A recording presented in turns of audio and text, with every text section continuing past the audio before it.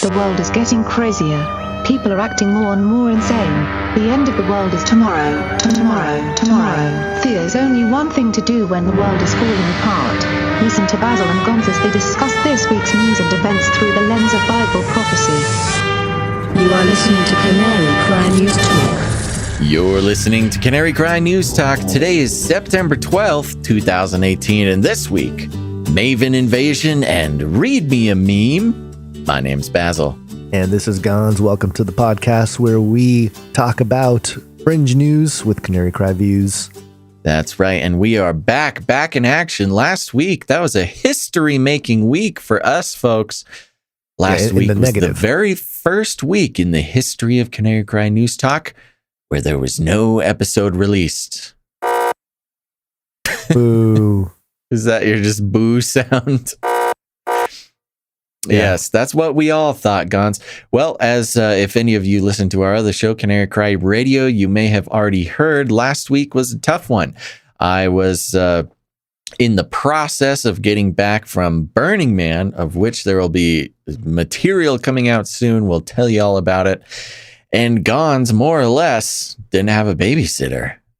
Life is hard now. Life is hard with no babysitter, Gonz. Well, I'll tell you this. I did record probably half of an episode before everything fell apart. So that's right. That just shows how fragile this house of cards really is that we've constructed around ourselves. But we're back in action, folks. And we're also back in action over at patreon.com/CCNT. There will be an extended report, and we are dreaming up wonderful ways to make it back to our Patreon supporters for missing that week. But don't worry, we're back in action, and we are getting back on schedule, baby.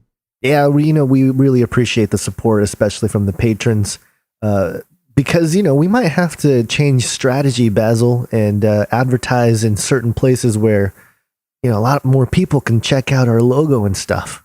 Well, that's right. Well, I'm about to take a clue from NASA here, because NASA seems to have their funding structure all figured out. This is just a little update here. NewYorkTimes.com article headline: Corporate sponsors for NASA agency to study making space for brands. This is a long article. It goes into a lot of mumbo jumbo, but more or less, NASA is exploring the possibilities of selling ad space on their spacecraft and other broadcast mediums. That's right. They're talking about it. Obviously, we know that NASA has been losing funding for one reason or another, and they got to make it. They got to hit that bottom line, Gonz. I like this Mr. Bridenstine, who's an advocate for this creating ad space in space. And it even says in the article that despite regulations or laws that seem to prohibit such activities, this guy just, went straight to the NASA Advisory Council and was like, hey, you're missing opportunities. Let's do this. Let's do this. He's a genius. He's a marketing genius.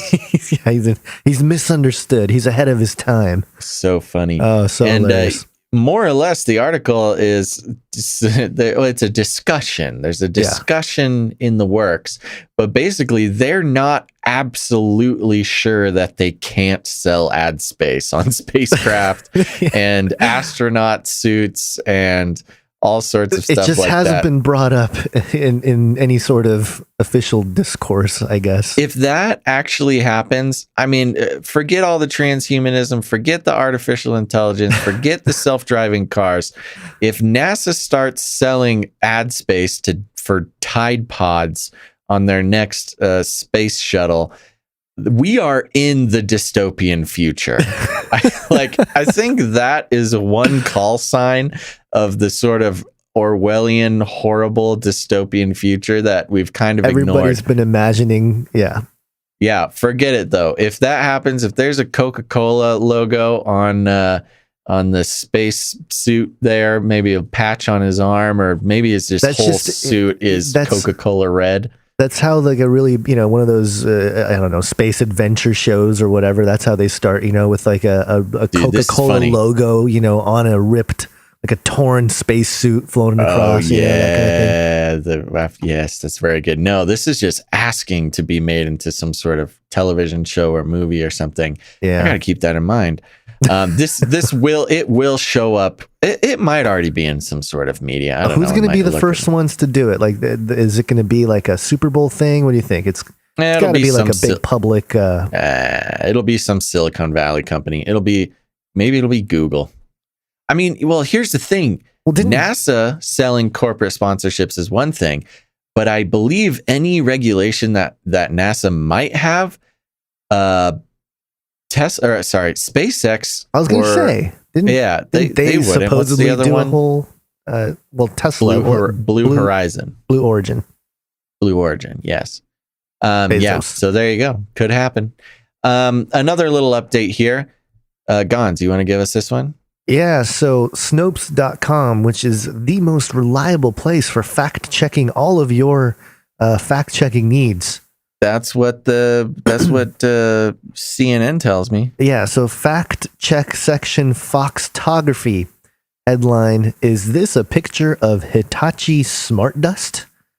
Back in 2001, Hitachi announced the development of a tiny powder-like RFID, and they say that it's true. There you go. Snopes says it's true, so it must be true. Verifies Smart Dust. But I don't know. I'm having a little bit of a crisis, Gons, because we actually reported on Smart Dust way back, and they were actually using Smart Dust to dust the Afghani or Iraqi, I forget which, hills. This was back when they were looking for bin Laden.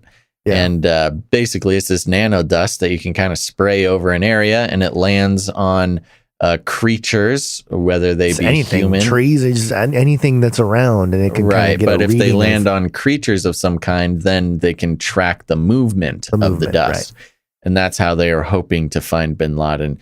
And who knows if they actually did find him? Full stop. Or if that's how they found them, if they did find him. Yeah.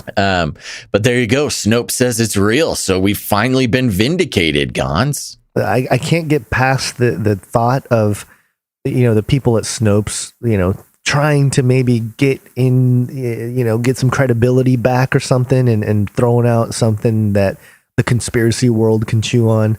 Because I read finally throwing us a bone. Seriously. But, I'm reading some of the other most searched and like shared headlines or questions that Snopes verifies, and I can't take them seriously. So I still think they got a long way to go before they get any kind of credibility in my book, Basil. Yeah, well, the good news is Snopes says that they are not using Smart Dust to track civilians like in a Big Brother like monitoring. Like Snopes system themselves aren't doing it. Like they have a little caveat in the article, like we are not using it. That's super shady, like, oh yeah, it's verified, but we're definitely not using it. For some reason has the need to track all of us. Just the need to deny it openly for whatever reason. There you go. Well, let's get into the real news, Gons, here. That's enough of NASA corporate sponsorships and Snopes Smart Dust. Sorry, I'm a little rusty there. I totally stepped on your whatever you were saying. It's late. A little rusty. We're getting back into the groove, and Gons and I, we just decided tonight are becoming old men. Well, I've already known this, but you've come around to the old man feels. So yes, if there's one thing being at Burning Man taught me, it taught me a lot of things. Most of all, that I'm too old for something like that. I am not built for that sort of wildness. Okay, here we go. This is an article from Business Insider. Google Cloud's new AI chief is on a task force for AI military uses and believes we could monitor, quote, pretty much the whole world with drones. That's the headline. That's the headline. This is the longest headline I've ever read on this show, but let's continue with the article. This is promising. When Google Cloud Chief Diane Greene announced that Andrew Moore would later this year replace Fei Li as head of artificial intelligence for Google Cloud, she mentioned he was dean of the School of Computer Science at Carnegie Mellon University and that he formerly worked at Google. What Greene didn't mention was that Moore also is co-chairman of an AI task force created by the Center for a New American Security, CNAS, C-nasty, more like it. Thank you. I think a think tank with strong ties to the U.S. military. Moore's co-chair on the task force is Robert Work, a former deputy secretary of defense, who the New York Times has called, quote, the driving force behind the creation of Project Maven, the U.S. military's effort to analyze data such as drone footage using AI.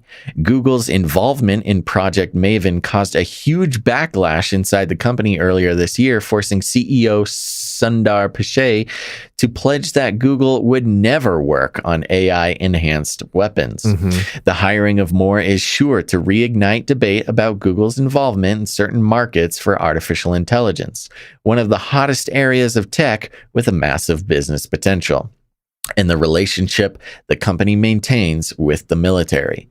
During his tenure at Carnegie Mellon, Moore has often discussed the role of AI in defensive and military applications, such as his 2017 talk on artificial intelligence and global security. Quote, we could afford it if we wanted to and if we needed to be surveilling pretty much the whole world with autonomous drones of various kinds, Moore said. Quote, I'm not saying we'd want to do that, but there's not a technology gap there where I think it's actually too difficult to do. This is now practical, end quote. CNASTY, the organization that formed the task force Moore co-chairs, focuses on national security issues, and its stated mission is to, quote, develop strong, pragmatic, and principled national security and defense policies that promote and protect American interests and values. Yay. Google's decision to hire Moore was greeted with displeasure by at least one former Googler who objected to Project Maven.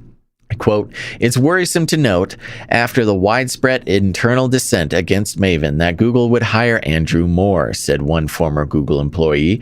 Quote, Googlers want less alignment with the military-industrial complex, not more. This hire is like a punch in the face to the over 4,000 Googlers who signed the Cancel Maven letter. Apparently, they're all called Googlers now. Did you know this? Have you seen this term? I've heard it. I guess it's kind of, now that you point it out, I think I've heard it more than I realized. I don't think I've ever heard it. You know what, Gons? I like to consider us all Googlers. Yeah, that's true. Technically, yeah, you're right. But maybe this is, they're specifically referring to the employees, correct? Yeah, of course. Yeah. But in any case, reads the article, a Google spokesman declines to comment. A voice of caution on deploying AI in the real world. And then the article goes on to talk about the dangers of AI, especially in the military, blah, blah, blah. But the crux of this, Gons, Google is back in the game, baby. The killer drone game, they found their way back in. Yeah, it's really kind of funny too, because right where you decided to stop reading that first sentence is Moore, who was born in the United Kingdom, but has since become a U.S. citizen, and I'll just leave it there, ... I just thought it was kind of a little... He's an immigrant! We've got an immigrant coming in here. But not just any immigrant, but turning all our robots into killer crazy but from machines. The UK, Yeah. Bringing back the monarchy. But anyway. Yeah, I know. They're trying to absorb us back into the empire. Yeah, just ignore the 4,000 Googlers and just bring back the drones. Peasants, Gons. Yep. We do not yield to the pressure of the peasants in the monarchy. But yeah, so there you go. Then Google is back in bed with the military, and who knows how this will turn out. This is very interesting business development. It's one thing to say, no, we don't agree with the military-industrial complex, which is, that's commendable. I think that's one thing that truthers and the Googlers have in common is not aligning ourselves with that military-industrial complex. However, I do support the soldiers. Thank you very much for doing the work that you do. But the system that's built around that is pretty shady. Oh yeah, there's been stronger ties between the Central Intelligence and the origin of companies like Google. So the so-called back door has always been there. So it's no surprise here. That's what allows this whole thing to happen. And I mean, here's what's going on. You know, obviously the CEO Sundar was pushed out of this great, fantastic, profitable deal with the government.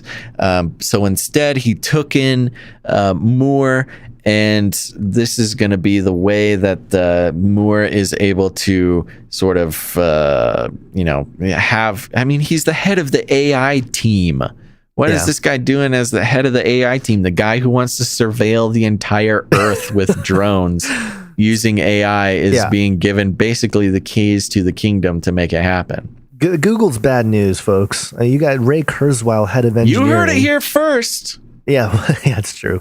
But yeah, you got Ray Kurzweil, head of engineering, saying we're going to be gods or whatever. And now you got this guy for AI going like, well, we can surveil everybody if we want to, but we won't. I mean, man, we won't. It's like everything that we, all the things we feared, Basil. These people are just openly like, well, there's no technology gap. There's no capability gap there. It's all at our fingertips. It's Well, I think that's what's so interesting. He makes in that quote that they put in the article, which is from a speech he gave a while back. But he said something interesting, which is there's no technology gap there. And here's the interesting place that we are in our world today is there's a lot of really scary possibilities popping up. And that's kind of what we track here. And we try to do it in a level-headed way. But he pointed it out, which is there's not a technology gap with a lot of this stuff. Yeah, surveilling the entire Earth with AI image recognition, totally possible. All it would take is just somebody to throw a few $1 billion at it. Yeah. And, of course, as far as national security, I mean, who's the best people to do that? It's the military-industrial complex. They've been doing it for years. That's a wet dream for the White House, or the Pentagon, rather. The secret space program, the breakaway civilization. Well, now we don't even have to go to space to surveil the whole Earth, Yeah. Or if you take the stance of the flat earthers, we never have gone to space, and that's why they need to use these drones to do that. So there you go. Either way, they're creating the cyber hive Earth, Basil. That's right. The cyber hive Earth. Gons, have you released the new name of Age of Deceit 3 here on this show? Maybe. I don't know. Maybe not. I can't do keep it again. Up with... It's so good. I love hearing it. Okay. So Age of Deceit 3 will be subtitled Remnants in the Cyber Hive Earth. Remnants in the cyber hive Earth. So good. I like it. I might just have you say Gons, once again, here's one more chance for you. Speaking of the beast system. Oh, don't do that to me. Speaking of the beast system. Beast system. It's okay, guys. Give him some grace. He's old.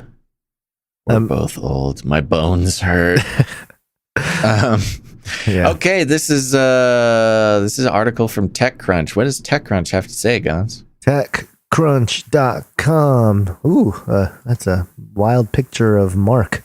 Yeah, it's got a nice picture of Mark Zuckerberg, our favorite lizard person. Wasn't that the one that's the video where he's sitting there talking about hot dogs or something weird. Anyway, okay. Facebook's Rosetta system helps the company understand memes. Ooh, finally, we can understand memes. Yeah, yay. I love this is Mark Zuckerberg, the lizard person, going, I know that there's a thing called memes, and I understand that humans enjoy them very much. But if only I had a robot to explain this fascination with me. I like your Zuckerberg. It's I'm working on it. It's not as good as your Alex Baldwin doing Trump. But I'm working on my Zuckerberg impression. Excellent. We're gonna do a radio drama. The adventures of Trump and Zucky. Zucky and Trump. That sounds like that's like extended report material. Cancel all the podcasts. We are putting all resources to the new hit podcast, Adventures with Zucky and Trump. Can you imagine? Yeah, the Asian American guy doing the Alec Baldwin Trump. I'm telling you, it's very good. Okay. There's so many layers of confusion. So many layers. You totally derailed us. Okay. I know. Facebook's AI teams have made substantial advances over the years in both computer vision and natural language recognition. Today, they've announced some of their latest work that works to combine advances in the two fields. The new system, codenamed Rosetta, it's real original, guys. I know, it's so funny. Memes Try a little bit. Memes are such a mystery to them that they have to name it after the thing tablet that helped us decode Egyptian hieroglyphs. Oh, hi, kitty. So Rosetta helps teams at Facebook and Instagram identify text within images to better understand what their subject is and more easily classify them for search or to flag abusive content. It's not censorship. Yes. Watch your memes, folks. Beware Hide your of memes because they're coming for them. Yeah. It's not all memes. The tool scans over 1 billion images and video frames daily across multiple languages in real time, according to a company blog post. Sure. Rosetta makes use of recent advances in optical character recognition, OCR, to first scan an image and detect text that is present, at which point the characters are placed inside a bounding box that is then analyzed by convolutional neural nets that try to recognize the characters and determine what's being communicated. That's some fancy talk for just, I saw a funny meme. Zuckerberg's like, his reptile brain is like, this is how we do it. Yeah, that's the language. We get Rosetta. To which Zucky explains memes to himself. I could picture him explaining to the reporter Lucas here, like how to write that paragraph. Senator, I don't understand memes either. The senator thing kills me. Okay, this technology has been in practice for a while. Of course it has. Facebook has been working on OCR since 2015, but implementing this across the company's vast networks provides a crazy degree of scale that motivated the company to develop some new strategies around character detection and recognition. I feel very uncomfortable with Facebook, judging my people's character or even the character of anything. But anyway, very funny. If you're interested in some of the more technical details of what they did here, check out the team's blah, blah, blah. They have a research paper that you can look at. Yeah. Go ahead. Well, it's just funny. I was going to skip down to the next paragraph here. Yeah. Okay, so let me just keep going. Facebook has plenty of reasons to be interested in the text that is accompanying videos or photos, particularly when it comes to their content moderation needs. Identifying spam is pretty straightforward when the text description of a photo is, quote, bruh, and then sideways, like diagonal laughing with tears face 3 times. Yep. Or, quote, 1 like equal 1 prayer. But videos and photos that employ similar techniques seemed to be more present in timelines as Facebook tweaks its algorithm to promote, quote, time well spent. Thank you, Facebook, for promoting my time well spent. I really appreciate that. This whole thing is just, it's already in a whole different world. It's just getting worse, Anyway, the same goes for hate speech, which can much more easily be shared when all the messaging is encapsulated in one image or video, which makes text overlays a useful tool. The company says that this system presents new challenges for them in terms of multiple language support, as it's currently running off a unified model for languages, and the bulk of available training data is currently in the Latin alphabet. In the company's research paper, the team details that it has some strategies to conjure up new language support by repurposing existing databases. Good job, guys. Okay, so there you go. I guess I can finish it off here. Well, last paragraph As here. Facebook looks to offload work from human content moderators and allows its newsfeed algorithms to sort content based on assigned classifications, a tool like this has a lot of potential to shape how Facebook identifies harmful content, but also put more interesting content in front of you. Yeah. So this is kind of the interesting part about this. So we all know that, well, first of all, Google employs like 16,000 content moderate. No, more than that. I think you say Google or Facebook? What did I say? You said Google. Okay, Facebook. Okay. Tens and tens of thousands of people, human beings, are the ones that go through images right now in order to filter them out. And actually, there's a lot of reports. Problem, right? It's there's a lot of reports on a lot of different outlets coming out of these folks who do the monitoring of images, like being severely disturbed by what they say. They basically see the worst things in the world. And I think a lot of it is just trolls trying to get at Facebook by posting horrible pictures and forcing Facebook to deal with it. Yeah. But now in Facebook's journey to have automated content moderation, they are working on this AI, and it's so funny that they've targeted memes in particular. As time goes on and Facebook changes their algorithms, updates their moderation techniques, AI is a very small part of how they moderate content. However, it's pretty useful in a lot of cases. But where AI is not useful up until now is images containing text, so memes. Right. So here it is right now. They're employing tools to monitor your memes, folks. No longer are your memes safe from the all-seeing eye of Facebook's moderation algorithms. And they're doing this all in the name of fighting hate speech, and I'm sure fake news is thrown in there.